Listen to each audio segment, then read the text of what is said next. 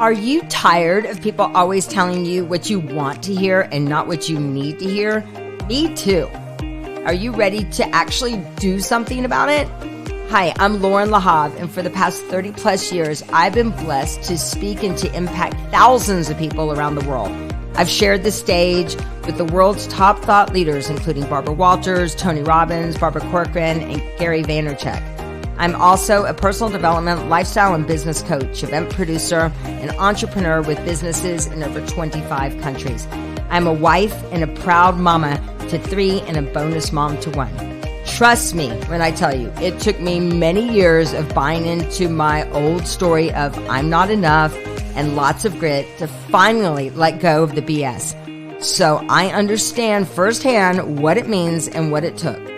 They don't call it the school of hard knocks for nothing. This podcast is my way of breaking down the BS filters of what we say, what we do, and how we interact with others. I will be sharing what worked for me, yet more importantly, what didn't work for me.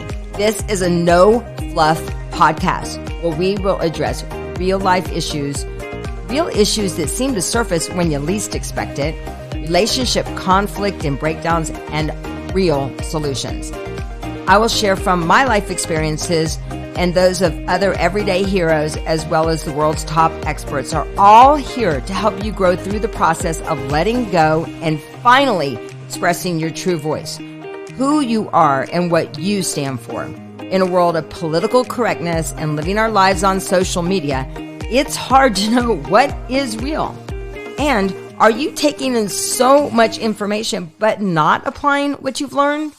In my life, I always look to the people who understand what I'm going through and are willing to get honest and forthcoming with me to help me grow through these challenges.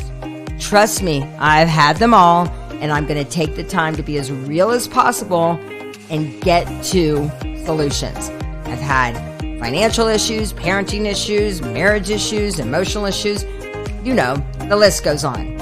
I've learned from my challenges, I've grown from them, and continue to learn from them. I see them now as opportunities. With this podcast, we're going to tune up our lives. I'll be your cup of espresso to get you through whatever you're going through in your life that's holding you back, to give you that confidence and trust of knowing someone is there to help and guide you, yet you have to do the work. So strap in, hang on tight, and let's get real. We're back. We're back. We never left. Oh my gosh. You know, one of my favorite quotes is that my friend Jeff Roberti says is long-term relationships equal long-term success. And I'm so grateful that God put you in my life so many years ago. Wait a minute, how do you know God didn't put you in my life? Well, I know that it was definitely a God moment seeing you with Joss when he was just a baby when we were in Hawaii, and just seeing you just 5 minutes ago talking to Asher really means the world to me. You know, you can always tell a lot by how someone treats your kids. I think that says a lot about kids, honey. You're doing a fabulous job, Loren. Well, you have been a huge mentor for me, I think, through so many stages in my life. You know, I mean, you've seen me as before I had kids, as a new mom, of going through those challenging times. And one thing you've always really helped remind me is really to own my worth. You always said it. I think you planted that seed in me a long time ago. And I'm so grateful. You know, you were the first person I thought of when we were talking about doing this event, that the world needs us now more than ever. Yeah. So I know that you've been through some, especially over the past 5 years, a lot of lessons and a lot of things that you really want to share with women, no matter what their age. I mean, when Asher's friends, when we were together in LA, they couldn't wait to hang out with Aunt Kathy. They're like, when are we going back to hang out with Aunt Kathy? What do you think it is that create that kind of energy, you know, that you, I think a lot of people feel like, how do I relate to that generation? How do I relate to, you know, different people in my life? How do you feel that you you're so present and you're so curious and authentically curious with everyone. How did that happen? When did that happen?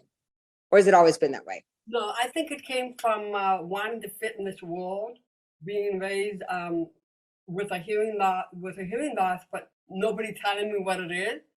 So I became a chameleon and I became a washer of people. I love people. I mean, this whole planet, there's a bunch of them. It's just not just us, baby, but there's a bunch of us. And I'm intrigued with people's stories. And one of the things I learned when I was little is that I became a chameleon and I was copying everybody. And then the day came where I got to be true to myself and my own worth, that copying is not necessary to be accepted in this world. But when you're true to yourself, it's when you draw people to you. And when you're true to yourself, then you have more of an interest about the other people. And it's funny as it sounds, for somebody who has a hearing loss, I listen. I listen to people. I listen to their hearts. I listen to their body language. I listen to their facial expression. Because I found over the years that a lot of times people can't put their emotions into words, but the body won't lie. Right. The body will tell you physically what they're going through, and even if they don't know, understand it themselves. So I think for me, it's been just studying people my whole life so I can be a part of this planet. I love what you said. You said so much in just that little bit of time. Is that really when you are true to yourself and not trying to be a copy, that's really you really draw people in. It's funny. I think that happened for a lot of us. I think in the Robbins world, I was like, I love Tony, but I don't need to be a little Tony. I need to be my best me. Yeah. And how much, I mean, I think that I didn't do any service trying to be a copy of somebody. Yeah. Can you talk a little bit about that? Because I think a lot of people think that whole thing about fitting in, but really when you fit in, you're not at your very best. Maybe you can talk about that. I think from what I remember when I would do the Tony Robbins things and stuff, and it always broke my heart that there's thousands of people in this room and they're all looking for something. And the thing they're looking for is within their own reach themselves. Because we find, everybody wears labels. I'm a doctor, I'm a scientist, I'm a police officer, I'm a nurse, whatever the labels are, people wear labels. And what happens, especially with women, they accumulate a lot of labels when they get up. First they're this girl, and then they become a wife, and then they become a mother, and then they're a daughter, and then they're a granddaughter. You wear all these labels, and what do you want to do? You want to appease everyone. You want to make sure everybody's happy, everybody's comfortable, well, you lose perspective of yourself, and you exhaust yourself instead of filling yourself up first. And you never should ever forget who you are. And I hate to say this, but a good percentage of people really don't know who they are as an individual. And it's because they spent so much time looking for acceptance in all the wrong places other than themselves. So they ask themselves, what is my favorite color? What is my favorite food? I like this because my husband likes it, or I like this because my daughter likes it. It's like, no, be yourself and let people learn from you, but don't let people copy you. Yeah, right. So there's no clique that you have to be a part of. You don't have to be a group. I mean, I remember growing up, most of my friends were Black growing up, and I picked up that Black accent, whatever you want to call it. And then, and I remember I would always get in trouble because my mom would say, "You hanging around with those Black kids?" I said, "No, Mom, I ain't hanging around no Black kids." And I always got busted, and I couldn't figure out why I was getting busted. And my brother said, "When you come home, you talk like Lisa." But I was just copying to feel a part of the family. But I wasn't aware that I was doing it. Right. That's the thing. We get so caught up on what's in front of us that we don't get caught up with what's going on inside of us. So how did you create that? How did you create that awareness for yourself? Well, one of the awareness came from when I got hearing devices. When I got hearing devices, I had a better understanding of when my audiologist gave me my hearing aids. It wasn't the gift of sound he gave me the gift of identity. I spent my whole life trying to fit in because I wanted to be accepted. And the one person who wasn't accepting me was me. Mm-hmm. And when I got the hearing devices and I realized, oh my God, you people are making a big fuss over this? You know, I mean, seriously, I said, you know, God took some of my hearing so I don't have to listen to half of the BS that's down here. And so I think for me, it was rediscovering myself. And in order for me to do that, I had to have quiet time. Mm-hmm. I'm not talking not hearing. I'm talking just being alone, discovering yourself. I found that I have a lot of hobbies that I love to do, and I wouldn't do them because I would be taking care of other people or doing something. I had to learn how to balance. Who's Kathy? How do I take care of my loved ones and take care of Kathy right now? I'm going through that right now with my mom. I'm going home every month from California to Ohio, taking care of my mom. And it kills me when I'm not with her. But I need to be with me too. Yep. So that I can fill myself up and so that when I go to her, I can overflow on her. You know, otherwise I'm going to drain myself and I'm going to resent it. And I don't want to resent love that I'm giving to my mom. So is that learning to set boundaries? Because would you say that was really what, falling in love with yourself again? What was that made that distinction that you needed both, that you could leave and still feel okay? Okay, so I was in 9 states in 10 days. And I was changing on the airplane, basically for the next speak. And you know, when you speak, you give everything it's a lot of energy. It's a lot of energy because I'm not just talking at you, I'm talking with you.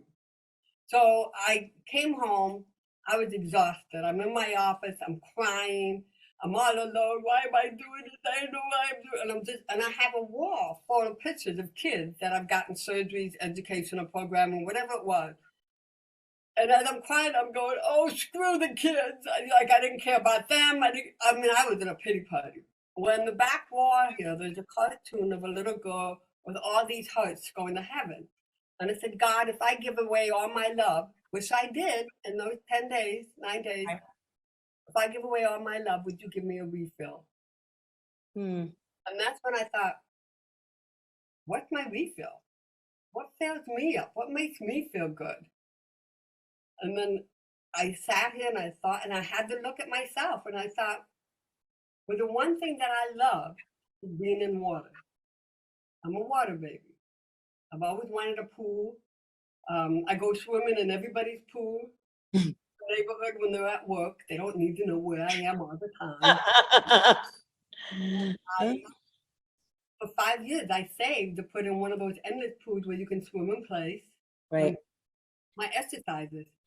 And I go in that pool every day when I'm home. And what has that done? What has that done for you now? It fills me up emotionally, physically, and spiritually. Because in that pool, I'm loving myself. I'm giving myself love. I'm giving myself respect. I'm giving myself, and you know, you go out there and there's a hummingbird, there's lizards. Actually, one time a bobcat walked by and I'm like, okay, we need to talk about how big these animals are getting here. But there's something about nature, I feel like I'm with God. I have all this stuff. And when flowers bloom, it's like, oh, my boyfriend, you sent me flowers, you know. I look at things with such a faith and gratitude to love. And I think love is the key word. And love is not about relationship. Love is truly something you already have within you. You need to search for the love within you for you. Yeah. So you can move forward. You know, I talk about a book that I really love.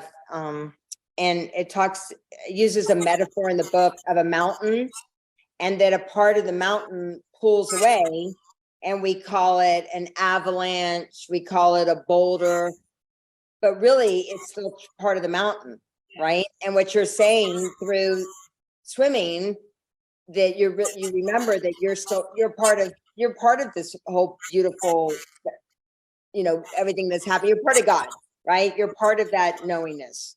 So when did you I mean, I love that you said a couple things. That one, that swimming gives you that love and respect for yourself. I had another lady that'll be sharing at the Own Your Worth event, and you might know Stacy McCarthy. And I love what Stacy said. She has been doing yoga for 40 years. And when she said something, she said, I have my notes here. She said, I always make it to my mat, right? Because my mat is that gives me, I know that I'm honoring myself. Yeah, You know, the times when you're not, how are you aware of when you're not honoring yourself? And what do you do when you're not honoring yourself?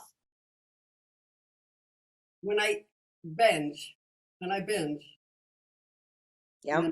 Like when I came home from my mom and feeling helpless, and it's a journey. I promised to go on the journey with her, but I came home and I was just, it's, I don't know how to explain the emotions because it's just there. And so I ended up eating a bag of chocolate covered pretzels and chocolate covered cranberries, which I think was healthier. I kept telling myself, there's cranberry in there somewhere, but that's when I lose myself, when I go, and I know while I'm eating this stuff, it's not what I want. Right. I know it's not going to be good for me, and I don't even taste it. I just throw it in my mouth like it's a garbage disposal or something. It's Right. just nerves. It's just the nerves. And when I see myself doing that, I said, okay, hey, you got to snap out of this. You got to snap out of this. You're getting caught up in something you don't want to do. So I have to talk to a conversation with myself, and just tell myself, you need to turn the things around because nobody can do it for you but you. Right. Yeah. And I think that's the thing that people forget so many times, and why doing this together with you and all these other women is so important for me, is that we're here to be resources, but we're not the answer, right? You have to discover within yourself. Sharing our stories and with showing how we did it. Look at relationship with men and women. The worst word in a relationship is expectation for me. When somebody starts expecting somebody to love you more than you love yourself, you just ruined your whole relationship. You have to know what it is that you need for you to fulfill yourself, because you can't ask somebody else to do it. That's a lot of pressure to put on someone. Right. Yeah. That's a great thing. So I love what you said, when you expect someone to love you more than you love yourself. Yeah, it's impossible, because no matter what, and women say, well, I have to tell him to do this, this, and this. And I said, well, why don't you tell yourself? Yep. Yep. Not in him to think like that. Yep. You have to tell yourself what it is that's going to make you happy. What's been one of the moments, have you ever had like a defining moment where you just said, that's it? I know that something's got to change. Did you ever have, especially I don't know about you, but just at these different stages, especially of maybe over the past 10 years, of something where you made a real resolve that something had to change for yourself? Well, I used to be really, and you know this, I used to be, like I'd be on, you got to be on for people. You got to be on for people. I'm not that way anymore. I don't feel like I need to try to fit in anymore, because I fit in with me. Mm. And I always thought, you know what? God gave me extra long arms, no boobs, so people can come in and I can give them a hug. Oh. So why am I not allowing that hug for myself? Mm. And I used to be a little wild because I thought people expected me to act that way. And I don't need to act any other way than how I feel. Like, I'm quiet, believe it or not. I'm quiet if there's a gathering, a party or something, because it's too many lips for me to read, and I get uncomfortable. Right. I get so mad. Why don't you get involved? Why don't you get involved in the conversation? And I said, I'm very comfortable. I'm sitting here lip reading everybody's conversation. They don't even know I'm even talking. I can't hear myself. I'm happy. She would get mad that I don't get involved, and it's like, I'm content. Why can't you accept if I'm content? Why are you asking me to be something I'm not? Yeah. Yeah. So yeah, sometimes you have to kind of like look back and go, wow, there's been a lot of me, a lot of different people in me as I'm going through life. And it's so fun to get to choose the person I want to be. Mm-hmm. Who I think I have to be accepted in this society. I love that. I'm taking notes, as you can say. That's what I'm doing. I love that. Is there a part of you, one that you had to make amends with? Yeah, there's always a part of you have to make amends with. I mean, I don't want to put my beliefs on anybody else, but I really believe that in the times that I was abusing myself, I was disrespecting the gift that God put within me. You know, allowing myself to try to be like everybody else. It's like God saying, "Do you not appreciate the gift I put in you?" Wow. You know, and I always feel bad that I feel like I disrespected my Father in heaven because I was trying so hard to fit here. And so now that I see the gifts that He's put in me, and I'm sure there's plenty more that I haven't found yet. I know it's not the cellulite. There can't be a gift. And but it's just odd. It's just to be able to find the humor in tragedy, to be able to touch somebody's life by sharing your story or to change their outlook. And sometimes that's what everybody needs. It's like all of a sudden, boom, something clicks. It's like, your kid, not your person, but most people, kids don't listen to their parents. You can tell them over and over and over what they need to do, but a complete stranger comes in and says it, it's like, whoa, click. Right. You plant the seed, you don't get to see the result until somebody else says the same thing. Right. That's how it is with life. And that's how it is with us. And so we have to learn to really evaluate ourselves. And I think every so often, just put yourself in a closet, be quiet, whatever it's going to take, and just smile and be grateful. I work with people with challenges all over the world. I see people who can't do anything with their physical body, and yet they succeed in something else that you wouldn't even think of. Right. So I get to see this. And so we take for granted this gift that we live in. This is our bodies. We take it for granted. And we need to learn to show appreciation for what we have already instead of wanting something that's not necessary for us. I'm amening. I'm amening. Can you hear me amening over here? Okay, we're in church. Woo! Hallelujah. Yeah. So Kathy, we've been to a lot of events. We've seen a lot of events. We've got such a gift, right? We've met so many amazing people. And I've been sharing with you for a long time. And you've been at some of the badass and beautiful events. But I've always known that together we can help more people. If the resources are there, why wouldn't we be able, why shouldn't we reach more people? So why should everybody join us for Own Your Worth at the end of March? Why should these people, a lot of people, they can join us virtually, they can come there live, trying to make it super affordable so people can come. I know there's a lot of events that are out there. I know people are like, oh my gosh, why this one? You've known me for 30 something years. Why should they be there with us? You and I believe in my heart, Loren, I know we never really discussed this, but I think you and I have found so many blessings in our lives. And when we find that we have all these blessings and these gifts are given to us, we want everybody to have that same feeling, that same happiness, that same hopefulness, we know it's there for everyone, and we want to remind them to go get it. Right. And I think when you own your own worth, when you really do, you're not just giving it to yourself. You're giving it, it's a ripple effect. It affects your kids, it affects your loved ones, it affects your co-workers, it affects everyone. You know, so when you know yourself, and like I said, I still get on stage and I'm still in awe of some of the emails that I get and the lives that have changed, but I didn't do it. I'm a vessel for the Holy Spirit. I don't know what's going to roll off my tongue. The only thing I try to do is my mind, don't swear, ass. But the reason I think, well, one, this event is going to focus on women. It's going to be focusing on their hearts, eliminating some of their labels, It's going to focus on their way of thinking. It's going to focus on their appreciation. It's going to focus on so many avenues of your life that you didn't even know needed to be focused on. And I think it's a gift that everyone should give themselves, just like I gave myself the pool.